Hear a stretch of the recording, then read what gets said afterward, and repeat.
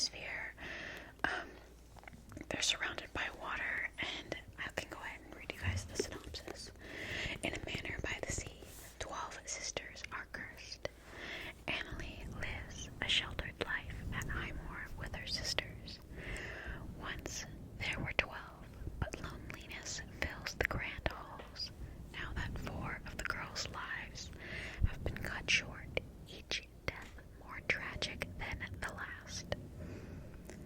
Disturbed by a series of ghostly visions, Annalie becomes increasingly suspicious that her sisters' deaths were no accidents. The girls have been sneaking out every night to attend glittering balls, dancing until dawn in silk gowns and shimmering slippers, and Annalie isn't sure whether to try to stop them or to join their forbidden trysts, because who or what are they really dancing with?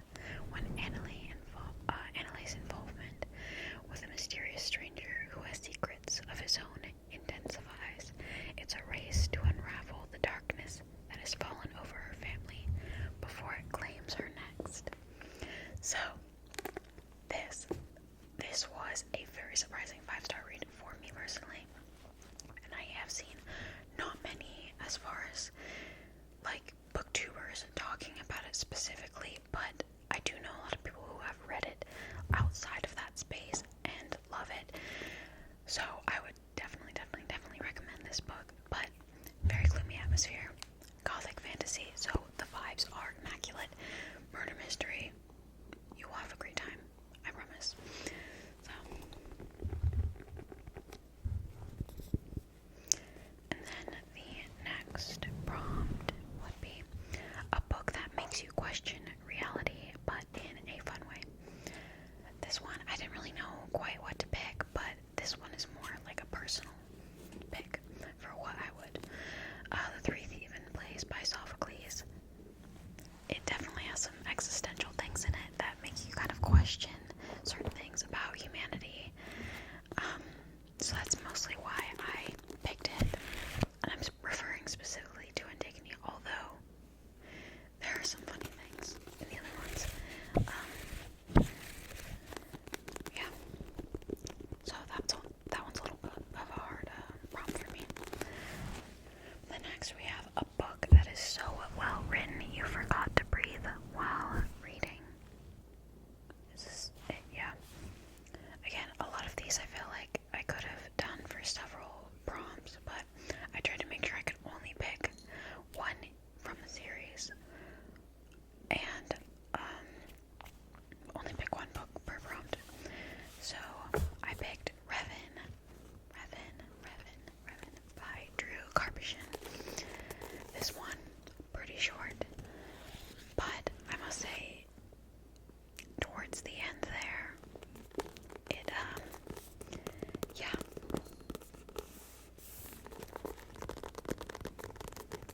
It was crazy. But this is just a Star Wars Old Republic novel. You don't have to read anything else to read this. You can just read this as a standalone, and yeah, this is what true sacrifice looks like. If you're into that, go read it.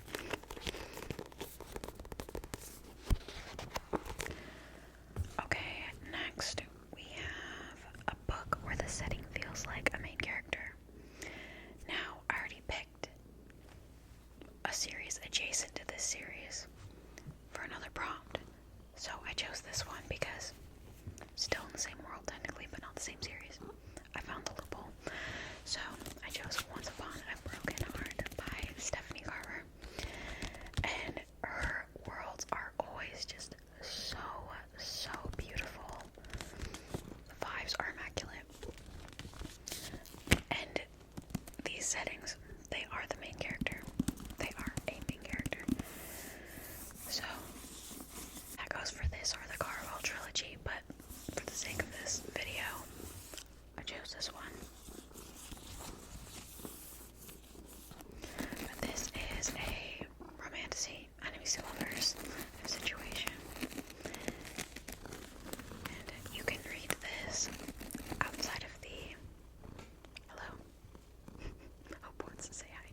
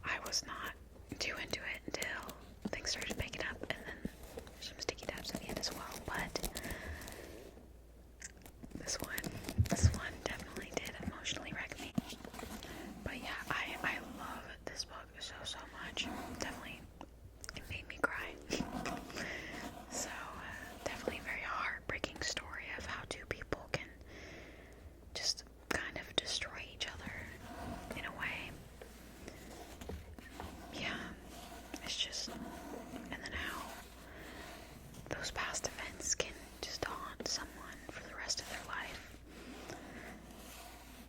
But yeah, really, really, really good book. Would highly recommend.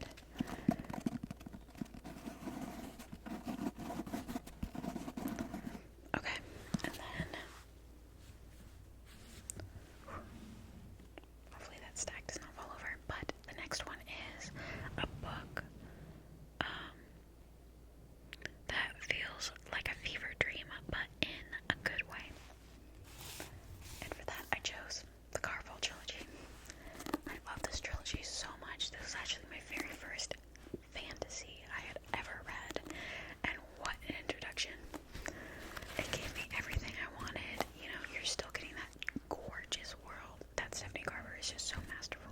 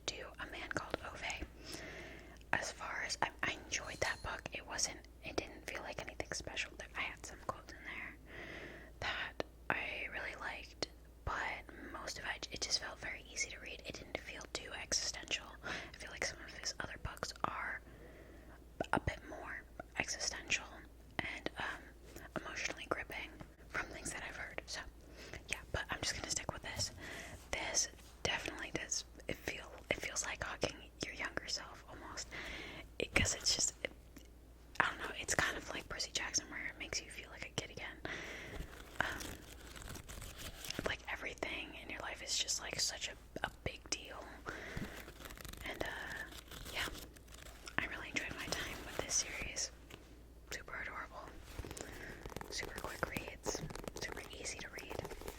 Romance. Why? I can't wait for the third season to come out.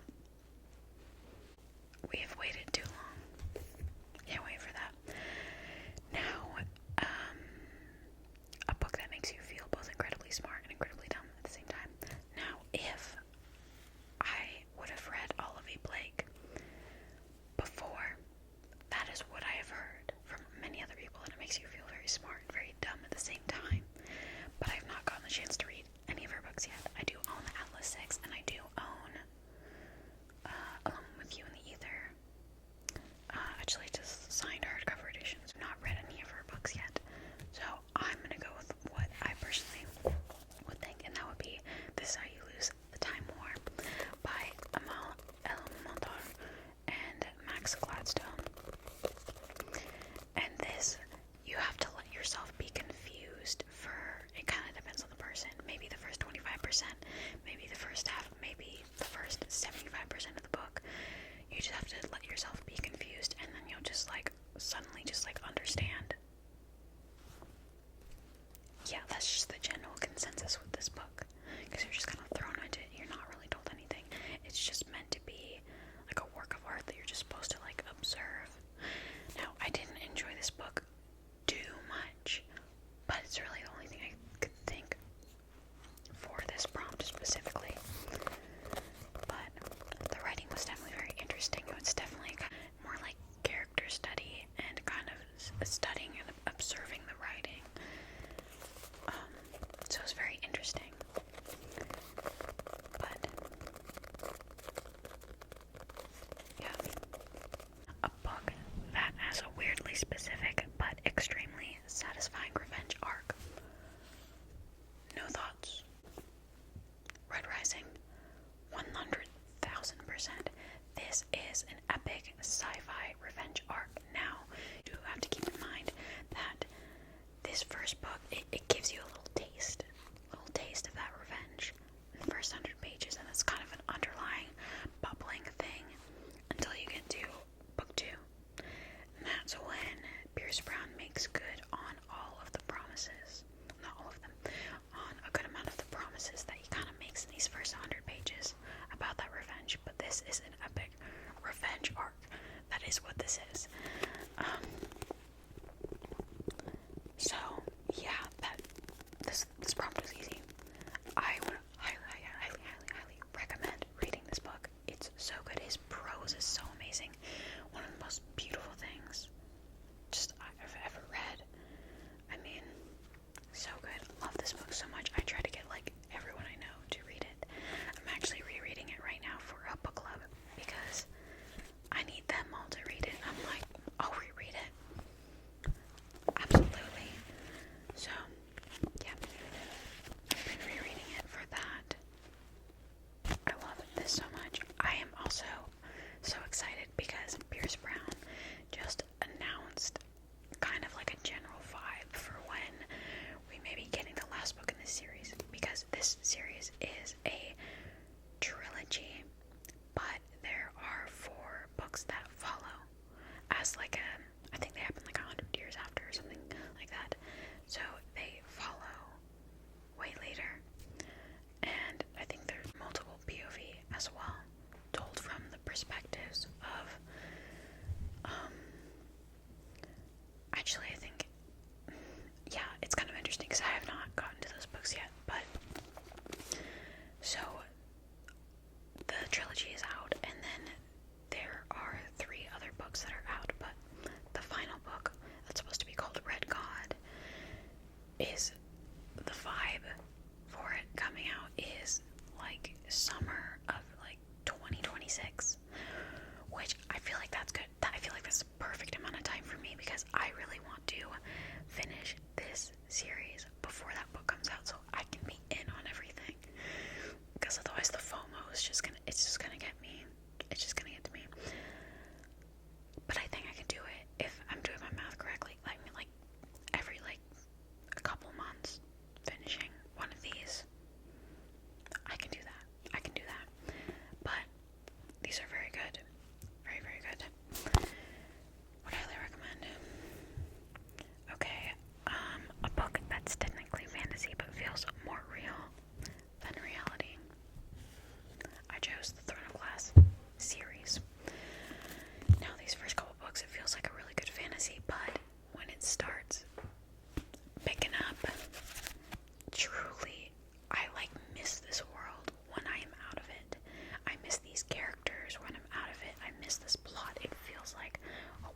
it's just a part from me, but like a part of me at the same time.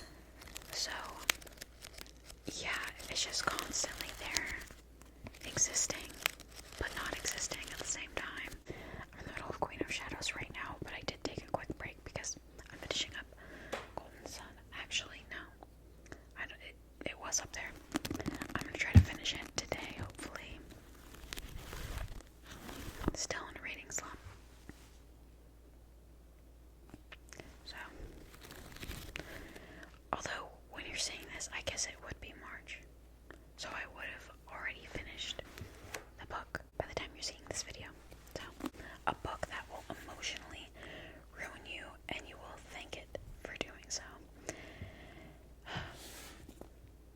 Okay, this is the kind of book for me where it's one of my favorite books, but I would never reread it because I never would want to do that to myself. Now, this is YA, and I know a lot of people who didn't take it as roughly as I know some people like me did, but this book took an emotional toll on me, so I'll not be rereading. It's just gonna sit there on my shelf. Just, the drama and the beauty, so.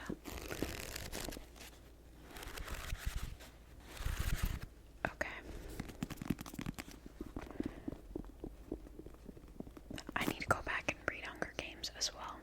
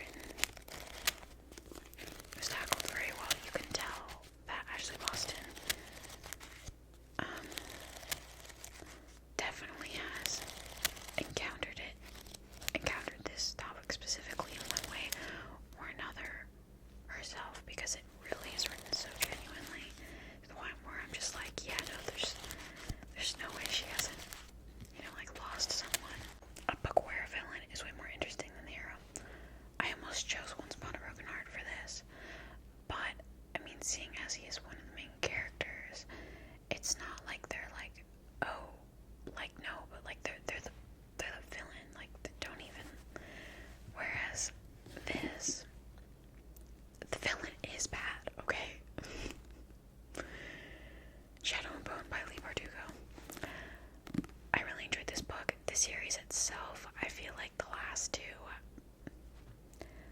a little mediocre, but this book, the first one, very well-rounded. I'd say if you just want to, I'd say you could read this as a standalone, to be honest. If you